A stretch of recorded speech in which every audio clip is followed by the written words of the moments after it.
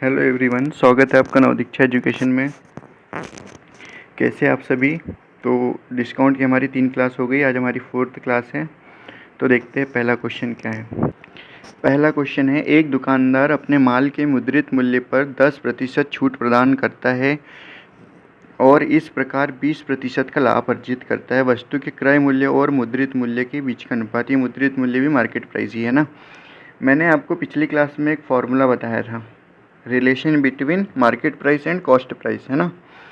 अंकित मूल्य और क्रय मूल्य के बीच में क्या था फॉर्मूला, रिवाइज कर लेते हैं। M P upon C P is equal to 100 plus minus, अगर प्रॉफिट हो तो प्लस, अगर लॉस हो तो minus, profit and loss percent upon 100 minus discount percent. यही फार्मूला बताया था, आप सभी को याद भी होगा, है ना, क्योंकि डेली क्लास लगाते हो आप लोग तो बिल्कुल याद होगा। अब ध्यान से देखो, क्वेश्चन में हमको बोला है क्रय मूल्य और मुद्रित मूल्य के बीच का अनुपात बता दो। ठीक है, तो हम फॉर्मूले में वैल्यू रख देंगे। हमको क्या बोला है, 10% का डिस्काउंट एंड 20% का प्रॉफिट रख दो फॉर्मूले में। M P upon C P is equal to, इसको फॉर्मूले को उल्टा करके भी लिख सकते हैं ना, C P upon M P. फिर आपको 100 minus discount percent upon 100 plus minus profit and loss percent लिखना होगा फॉर्मूले में। ठीक है, अभी ऐसे ही कर लेते हैं। तो 100 प्लस कितना हो जाएगा, पहला क्वेश्चन तो पूरा लिख के बताता हूँ। 100 प्लस लाभ है तो धन 20%, है ना, यहाँ परसेंटेज नहीं लिखो तो भी चलेगा। 100 माइनस कितना, 100 माइनस कितना होगा बताओ, डिस्काउंट कितना है 10%, वेरी गुड। और यहाँ पर आ जाएगा हमारे पास 120 बटे 90, यही आएगा M P upon C P. 0 से 0 कैंसिल कर दो, 3 3 का 9, 3 चौक 12, तो 4:3 आ रहा है। लेकिन हमसे पूछा क्या है, क्रय मूल्य का और मुद्रित मूल्य का, मतलब हमको C P ratio M P पूछा है। सी पी रेशो, ये लाइन पर ध्यान देना, कई लोग गड़बड़ करके आ जाएंगे, है ना। तो इसका आंसर कितना होगा, 3:4 C P upon M P लिखूँगा अगर मैं इसको, तो पलट देंगे ना, 3/4, 3:4 यही आएगा। अभी तो ये ऑप्शन में दिख नहीं रहा मुझे 4:3, अदरवाइज एग्जामिनर कन्फ्यूज़ करने के लिए 4:3 भी देता है। और कई बच्चे क्या जल्दबाजी में, क्योंकि एग्ज़ाम में टाइम तो होता नहीं है, तो 4:3 पर लगाकर चले जाते हैं। तो आपको ऐसी गलती नहीं करना है, सिली मिस्टेक है, इस पर आपको बिल्कुल ध्यान रखना है ना, कि ऐसी गलती आपसे एग्ज़ाम में ना हो। तो बहुत ही बेसिक सा क्वेश्चन था, फार्मूला बेस्ड। तो आई होप इसमें आपको कोई दिक्कत नहीं होगी। ऐसा क्वेश्चन हम पिछली क्लास में भी कर चुके हैं। चलते हैं अगले क्वेश्चन पर। हाँ जी, तो हमारा अगला क्वेश्चन क्या है, यदि किसी वस्तु के अंकित मूल्य पर 10% की छूट दी जाती है तो एक दुकानदार को 25% का लाभ प्राप्त होता है। यदि वह उसी वस्तु के अंकित मूल्य पर 25% की छूट प्रदान करता है तो उसका लाभ और हानि प्रतिशत क्या होगा। ये इंपॉर्टेंट क्वेश्चन है, थोड़ा सा एक्स्ट्रा पूछ लिया है, कुछ नहीं, बस आपको फॉर्मूला याद है, हो जाएगा। एक सिचुएशन ऐसी भी आएगी जहाँ हमको फार्मूला नहीं लगाना है, वहाँ रेशो मेथड से करना है।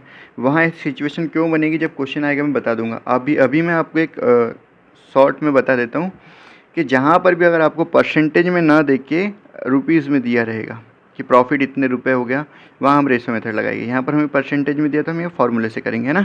तो फार्मूला जब तक परसेंटेज में दिया गया जब तक आपके काम आएगा, अदरवाइज नहीं आएगा। तो देखो ध्यान से, अब मैं आपको बताता हूँ फार्मूले में थोड़ा सा मॉडिफिकेशन करना है आपको।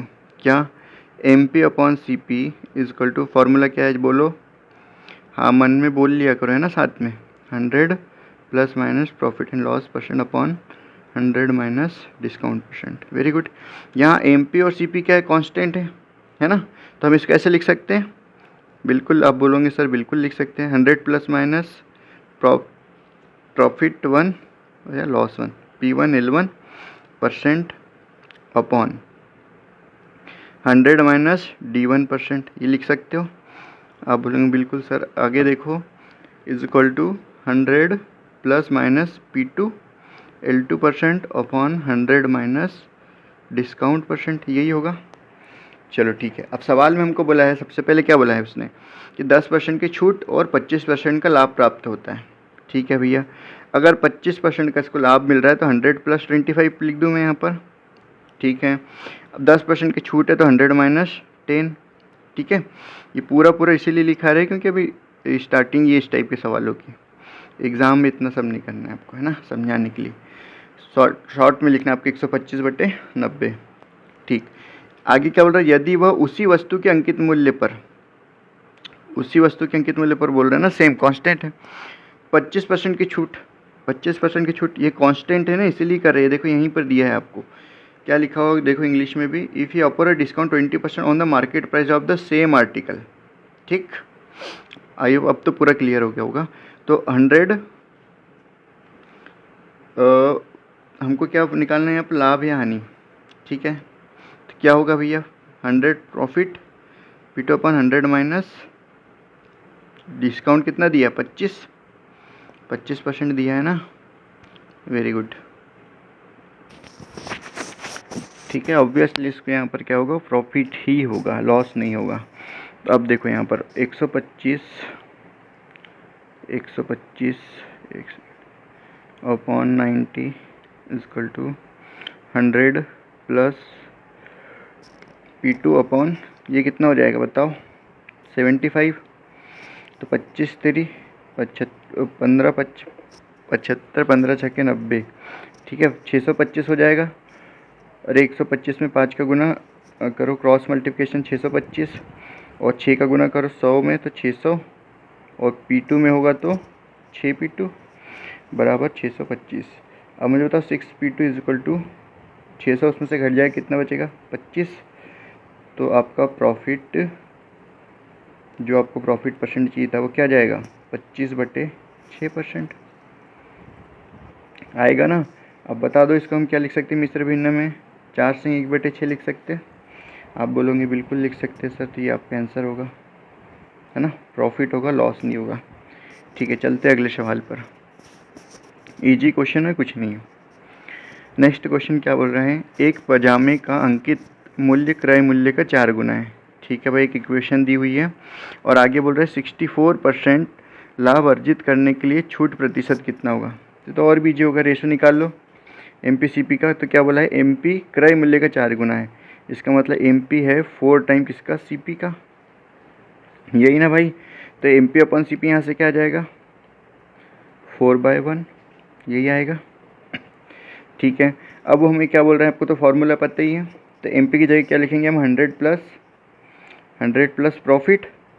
तो प्रॉफिट कितना, 64, बार बार फार्मूला लिखने की आवश्यकता नहीं, आपको याद है फार्मूला।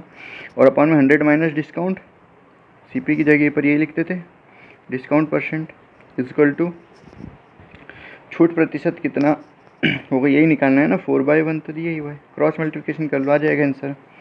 तो 164 is equal to 400 minus 4D, discount percent यही होगा भाई। अब आप बोलोगे बिल्कुल सर यही होगा, तो माइनस से माइनस तो कट ही जाएगा, तो 236 बचेगा, 400 में से 164 घटाओगे तो, है ना, क्योंकि 100 है 300, 364 गए तो 36, ओके यही आएगा। और 4 से इसको काट दो, 4 पंचे 20, 4 नाम 36। तो डिस्काउंट परसेंट आपके पास कितना आ गया, 59%। तो आप मुझे बताओ, फॉर्मूले से ईजी पड़ रहा है। तो जब भी आपको परसेंटेज में डेटा दिया रहेगा MP और CP के रिलेशन में, है ना, तो आपको फार्मूले का ही यूज़ करना है, यहाँ आपको रेशो मेथड का यूज़ नहीं करना है। ठीक है, चलते हैं अगले सवाल पर। ऑप्शन नंबर D इसका आंसर होगा। अगला सवाल क्या बोल रहा है, ध्यान से देखो। एक दुकानदार अंकित मूल्य पर 20% का बट्टा देता है और फिर भी वह कुल मिलाकर 12% का लाभ अर्जित करता है। ज्ञात कीजिए कि उसने अपनी वस्तु को क्रय मूल्य से कितने प्रतिशत अधिक पर अंकित किया था। ये क्वेश्चन मोस्ट इंपॉर्टेंट क्वेश्चन है, ध्यान से देखो, कई लोग इसमें कंफ्यूज होते हैं, है ना। क्या दिया, एक दुकानदार अंकित मूल्य पर 20% का बट्टा देता है और फिर वह कुल मिलाकर 12% का लाभ अर्जित करता है। ज्ञात कीजिए उसने MP अपॉन CP फार्मूला आपको पता है, फिर से लिख देते एक बार, 100 plus minus profit and loss percent, loss है तो माइनस, प्रॉफिट है तो plus, upon 100 minus discount percent. आप मुझे बताओ ये ध्यान से देखो, अब यहाँ पर आपको वैल्यू पुटअप करना है और कुछ नहीं। MP अपॉन CP, आपको 12% का प्रॉफिट बोला है तो कितना हो जाएगा, ये 112 डायरेक्ट लिखते भाई अब, है ना, बहुत क्वेश्चन हो गए। 112 अपॉन 20% का बट्टा है, मतलब छूट है आपके पास 20% की, तो कितना आ जाएगा, ये 100 में से 20 माइनस कर दो तो 80 आ गया ना। अब इसको कैंसिल कर दो भैया,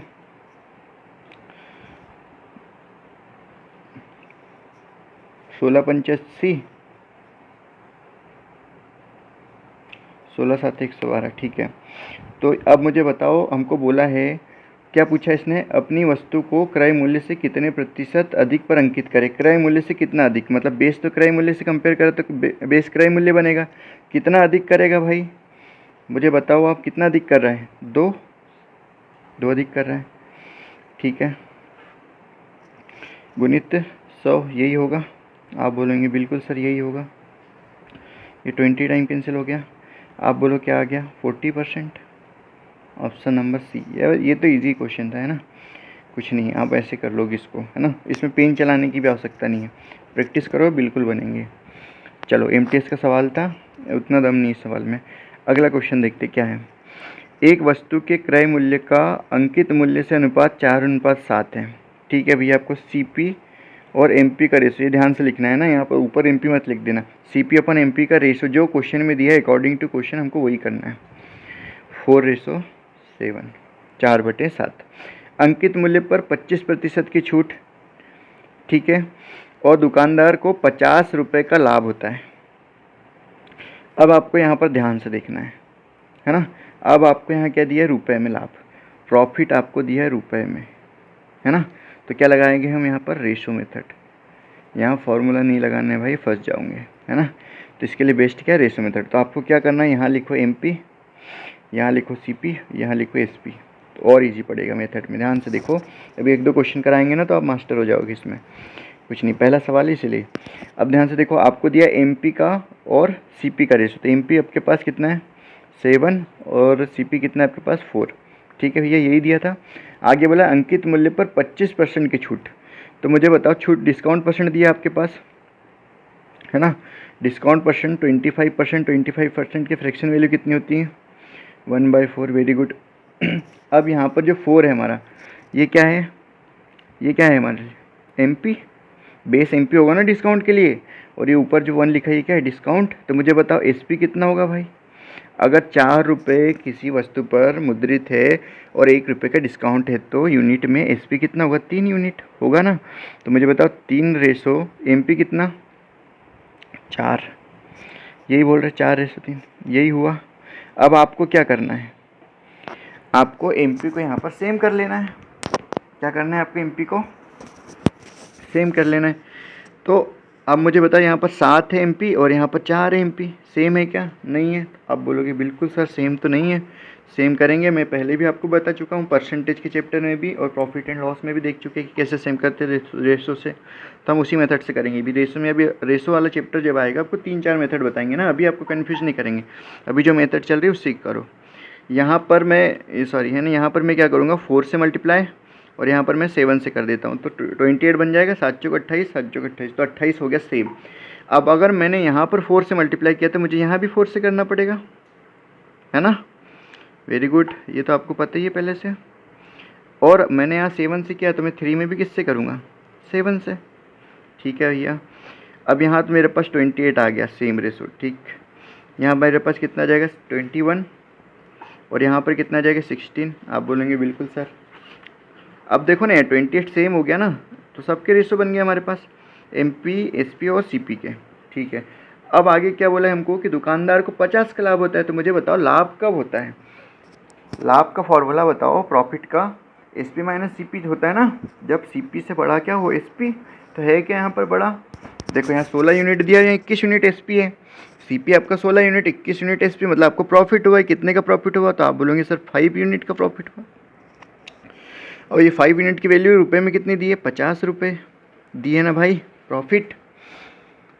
बिल्कुल, मैं अलग से एक फार्मूला भी लिख देता हूँ ना, कई महान लोगों को समझ ही नहीं आएगा। प्रॉफिट का फार्मूला क्या होता है, एसपी माइनस सीपी, प्रॉफिट।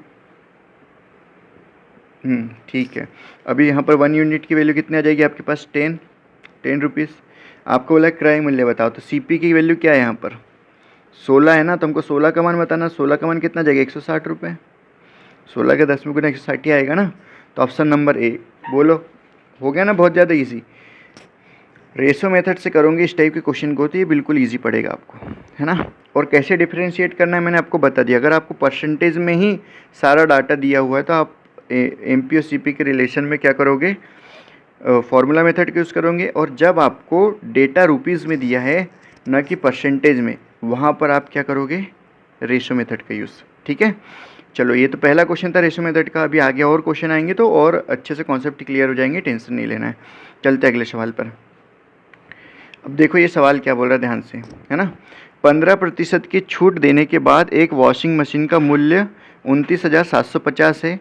यदि कोई छूट नहीं दी जाती है तो दुकानदार को 12% का लाभ होता है। वॉशिंग मशीन का क्रय मूल्य ज्ञात कीजिए। अब कई लोग क्या होते हैं कि कोई छूट नहीं दी जाती तो यहीं कन्फ्यूज हो जाती है, भाई ये कोई छूट नहीं दी गई, इसका मतलब है कि वो एमपी पे ही बेचेगा।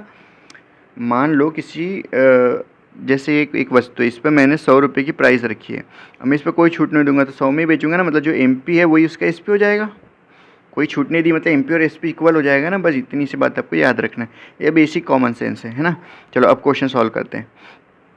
15% की छूट देने के बाद एक वॉशिंग मशीन का मूल्य इतना है, इसका मतलब क्या हुआ भैया, ये जो 29, देखो डिस्काउंट परसेंट कितना है आपके पास 15, तो एसपी कितना हो जाएगा आपके पास। अगर मैं एमपी को 100 मान लूँ तो, एमपी को अगर मैंने 100 मान लिया तो एसपी कितना हो जाएगा, आप बोलोगे सर 85 हो जाएगा, क्योंकि 15 का आपने डिस्काउंट दिया 100 पे 15% का, तो 85 हो गया। तो ये जो डिस्काउंट देने के बाद जो मूल्य आपको रुपए में दिया, ये 85 की वैल्यू है ना। अरे ये 85 की तो वैल्यू है, यूनिट में 85 की वैल्यू कितने रुपए में, यूनिट में 85 और रुपीज़ में है 29,750। ठीक है, अब यहाँ ध्यान से देखो, ये 17 से कटेगा क्योंकि यहाँ 50 से दिया है ना, हाँ दोनों 17 से कटेंगे। तो उसके पहले देख लेते हैं अभी हमको और क्या करना है। यदि कोई छूट नहीं दी जाती है तो दुकानदार को 12% का लाभ होता है। वॉशिंग मशीन का क्रय मूल्य ज्ञात कीजिए। ठीक है, क्रय मूल्य निकालना है हमको। दुकानदार को अगर कोई छूट नहीं दी जाएगी तो 12% का लाभ होता है। हम एक काम करते हैं, पहले हम एमपी निकाल लेते हैं ना, 100% की वैल्यू निकाल लो यहाँ से। 17 पंचे 85 है ना, 17 एकम 17 और 17 7 119 है ना, तो 10 105, तो यहाँ पर 17 पंचे 85, 1750 बार कट गया 5 17 से, ये है ना। ठीक है, 5 से काट दो इसको, तो 5 3 15, 5 25 0। अब ये 100 की वैल्यू हो जाएगी ना, 100 हमारा एमपी, तो एमपी निकाल रहे हैं ना हम तो। हाँ ठीक है, एमपी कितना आ गया आपके पास 35,000 है ना। ठीक है, दुकानदार को 12% का लाभ, तो इस पर कोई भी छूट नहीं दे रहे, इस पर कोई छूट नहीं, मतलब यही हमारा एसपी भी हो गया, एसपी और कोई छूट नहीं है, मतलब यहाँ लिख देता हूँ मैं, कन्फ्यूज़न नहीं होगा आपको, नोट्स बनाने में कोई नोट्स बनाओ बढ़िया, उसमें लिखो भी इसको, है ना। तो कोई डिस्काउंट नहीं है, इसका मतलब एमपी और एसपी क्या होगा इक्वल, तो यही हमारा क्या होगा एसपी भी और एमपी भी। तो एक 12% का लाभ होता है, मतलब ये 112 का मान है ना भाई। अगर 12% का लाभ हो रहा है, इसका मतलब ये जो 3500 हमारे पास, ये 112 का मान भी होगा, एसपी 112 होगा। हमको 100 की वैल्यू निकालना है, 112 का मान होगा, हमको 100 की वैल्यू निकालना है। यहाँ हमने सीपी 100 मान लिया, समझ रहे हो ना। हाँ, यहाँ ओवरऑल सीपी 100 होगा। ठीक है, अब तो यहाँ पर 3500 बट्टे 112 है ना भाई। ओवरऑल 100 में यहाँ सीपी को 100 लेट कर रहा हूँ मैं, है ना, ओवरऑल 100 सीपी को यहाँ लेट कर रहा हूँ। यहाँ तक तो आपका काम हो गया था, ठीक, यहाँ तक अलग था वो एमपी का 100, अब एमपी और एसपी इक्वल हो गए। ठीक है, इसका मतलब ये 112 की वैल्यू भी होगी, तो हमें 100 की निकाले, तो मुझे सीपी चाहिए, इसलिए यहाँ कन्फ्यूज़ मत होना आप लोग, है ना।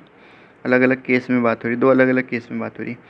ठीक है भैया, तो अब यहाँ पर 100 से हम मल्टीप्लाई भी कर देंगे, तो 112 से हमको इसको कैंसिल आउट कर देना है ना। तो एक काम करो, डायरेक्ट ही काट दो ना, पूरा पूरा कट तो रहा है, ऑप्शन में तो है ना। तो एक काम करो, इसको 3 बार में 4, यहाँ 3 बार में जाएगा तो कितना हो जाएगा, 336 है ना। तो 350 में 336 घटाओ, 14 बचेगा।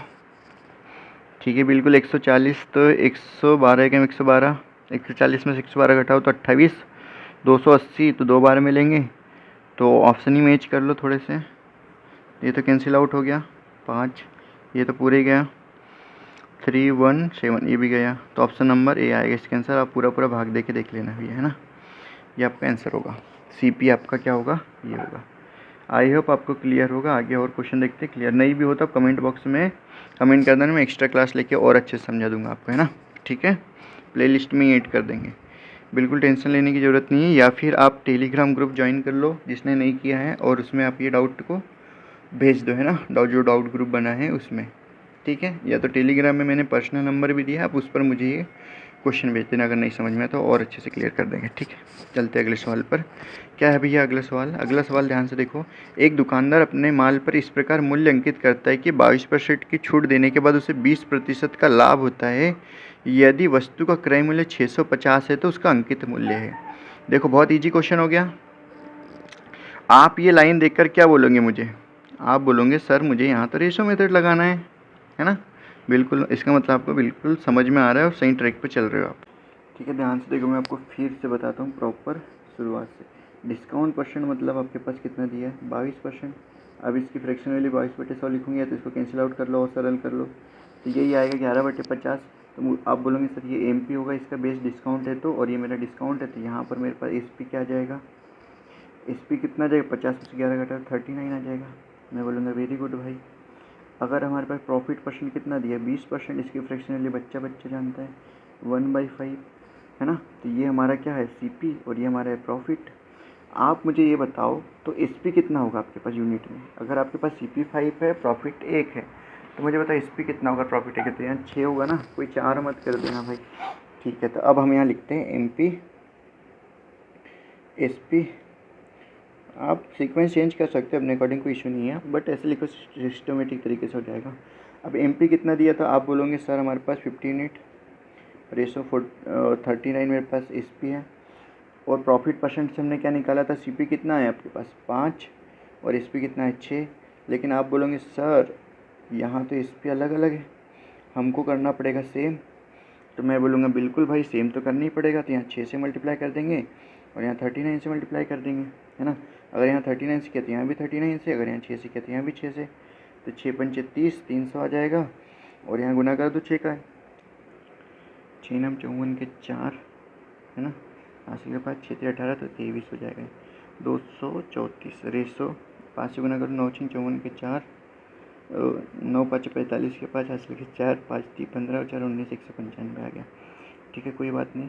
195 CP की वैल्यू हमको दी है, 650 क्रय मूल्य, है ना। यहाँ प्रॉफिट नहीं दिया भाई, है ना, ध्यान रखना। CP की वैल्यू तो हमको कितने की निकालना है? 300 की। तो आप बोलोगे बिल्कुल सर 650/195 गुणित 300, हमको यही निकालना है, बट 195, है ना, गुणित 300, यही होगा।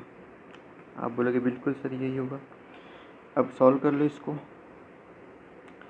5 3 15, 5 9 45, 60 बार में ना।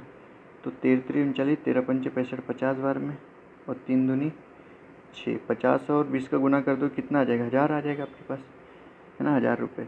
ठीक है, कुछ नहीं किया भाई, मैं एक बार फिर से समझा देता हूँ आपको।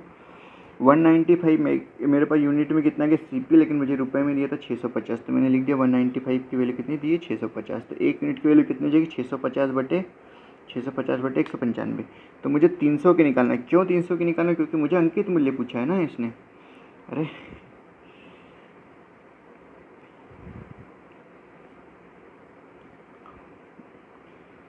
है ना, मुझे क्या पूछा उसने? अंकित मूल्य पूछा, इसलिए मैंने 300 की निकाली ना। तो आपके पास कितना आ गया? 300 यूनिट की वैल्यू 1000, तो 1000 रुपये आपका आंसर हो गया, अंकित मूल्य। ठीक, आई होप आप लोगों को क्लियर होगा। अगले सवाल पर चलते हैं।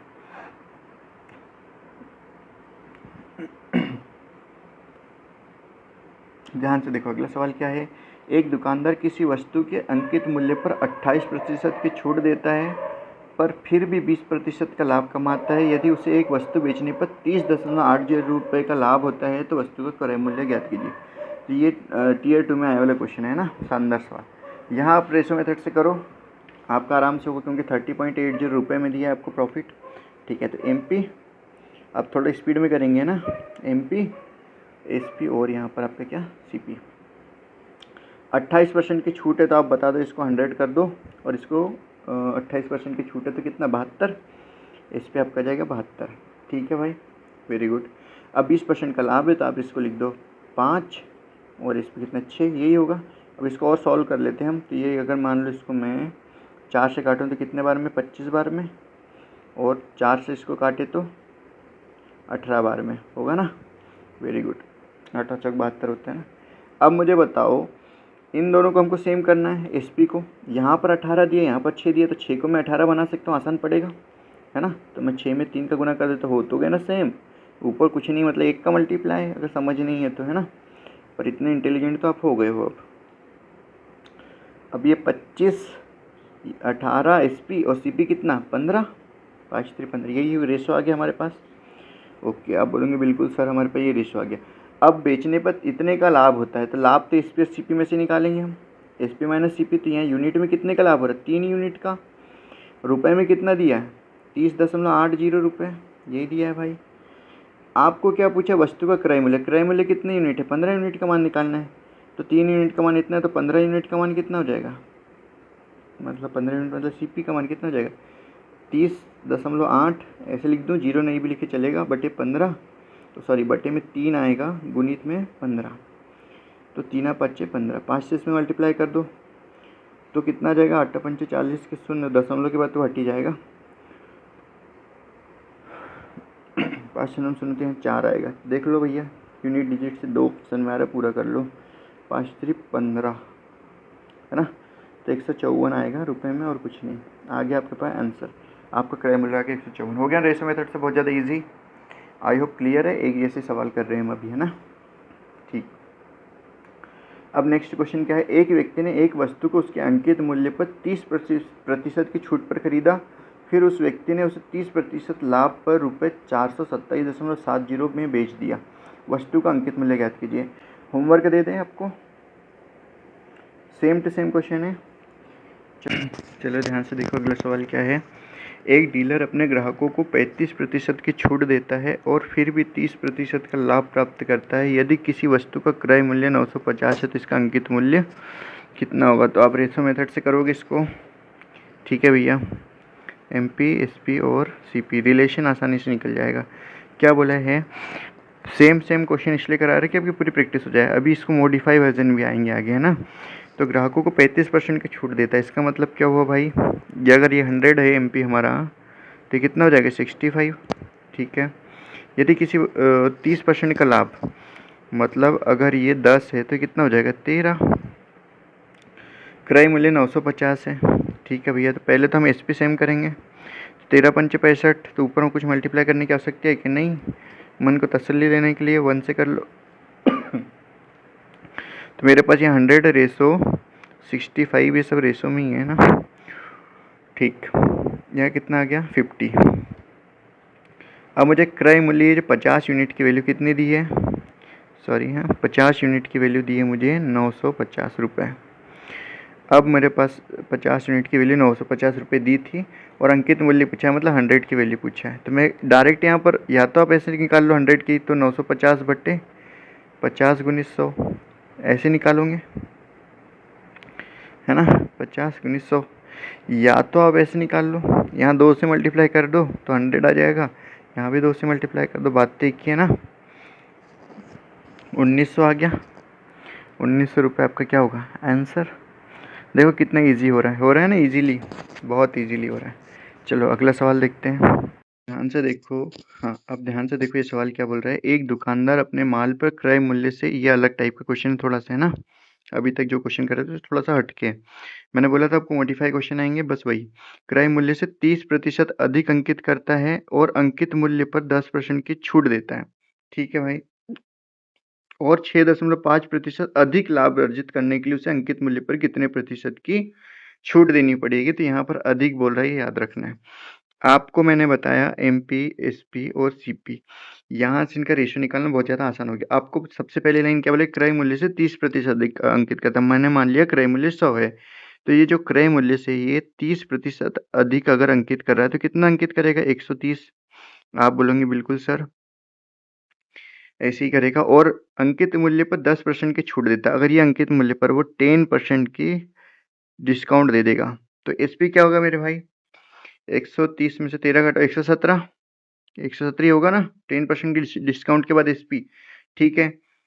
अब बोल रहा है 6.5% लाभ अधिक लाभ अर्जित करना है। अभी कितना लाभ हो रहा है 100 पे 117 है ना यहाँ पर, तो मतलब 17% ही आ जाएगा। परसेंट में बोलो 17% ही, क्योंकि 100 पे काउंट कर रहे हो ना। 17% का भी आपके पास प्रॉफिट है। इसके बाद बोला 6.5% का अधिक हो जाए। ठीक है भाई, तो क्वेश्चन के अकॉर्डिंग अगर मैं अधिक कर दूं तो कितना हो जाएगा? 23.5% हो गया अधिक। अब न्यू एसपी मेरे पास क्या बनेगा? वो बोल रहा है ना कि अंकित मूल्य पर कितने प्रतिशत की छूट देनी चाहिए। तो न्यू एसपी का मेरे पास अगर ये 123.5 होगा, है ना, 123.5 होगा, तभी तो मुझे 23.5% की छूट होगी ना। अरे भाई 100 मेरा सीपी है, ये 100 मेरा सीपी, अगर एसपी मेरा 123.5 होगा, इसका मतलब 123.5% की का मुझे क्या हो रहा है? प्रॉफिट हो रहा है ना। 23.5% का मुझे प्रॉफिट हो रहा है, तो इस पे 123.5% हो जाएगा। आप बोलेंगे बिल्कुल सर। अब मुझे इनका रिलेशन निकालना है कि कितना अधिक, नहीं सॉरी, वो ये बोल रहे हैं अंकित मूल्य पर कितने प्रतिशत की छूट देना है। तो छूट देना है तो मुझे बताओ भाई, डिस्काउंट कितना होगा यहाँ पर? 130 आपका एमपी है, दूसरे कलर से कर लेते हैं। हाँ, 130 आपका एमपी है ना। आप बोलेंगे बिल्कुल सर। इसके बाद ये 130 आपका एमपी और आपका एसपी कितना है? 123.5। तो आपके पास डिस्काउंट कितना आ गया? डिस्काउंट आप बोलेंगे 6.5 आ गया। तो कितने प्रतिशत की छूट दें? तो डिस्काउंट परसेंट निकालना है। 6.5 कितने पर? 130 पर गुणित 100, यही होगा। 0 से 0 कैंसिल कर दो, 13 पंचे 65, 0.5 आएगा यहाँ पर। तो ये 5%। कितने परसेंट की छूट देना पड़ेगा मुझे? 5% की। हुआ ना आसान? जो क्वेश्चन में बोला था सिर्फ वही किया, कुछ भी एक्स्ट्रा नहीं किया, है ना। बड़े से बड़ा क्वेश्चन, छोटे से छोटा क्वेश्चन इस मेथड से आपका आसानी से हो जाएगा। कुछ नहीं, थोड़ा सा एक्स्ट्रा पूछ लिया हमने, रिलेशन निकाल के सॉल्व कर लिया। ठीक, आगे क्या बोल रहा है? एक दुकानदार ने स्टेशनरी सामान के मूल्य पर 25% छूट देने की घोषणा की। यदि किसी को भी 40 रुपए की छूट चाहिए तो प्रत्येक 32 मूल्य की कितनी स्टेशनरी वस्तुएं खरीदी जानी चाहिए? ये आपका है होमवर्क, और इसे करो, कमेंट बॉक्स में जवाब दो। यहीं से क्लास हम आगे करेंगे, क्योंकि क्लास ज़्यादा होगी और इसमें भी थोड़ी स्पेस का भी इशू है ना, इसलिए थोड़ी ज़्यादा लंबी क्लास हम ले नहीं पा रहे।